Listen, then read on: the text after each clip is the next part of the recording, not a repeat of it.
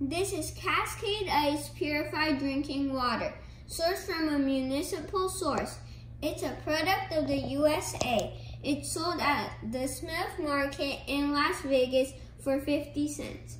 Let's test the pH and TDS levels.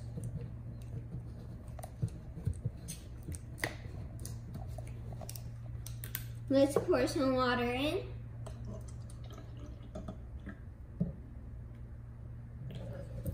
First, let's test the TDS level. Turn on the TDS tester, make sure it says 0, and put it in.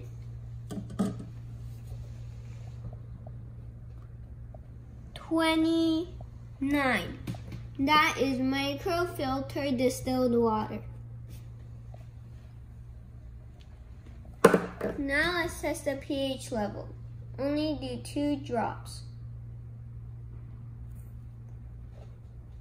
Let's stir it a little for a better result. I give this a 7. This is neutral pH.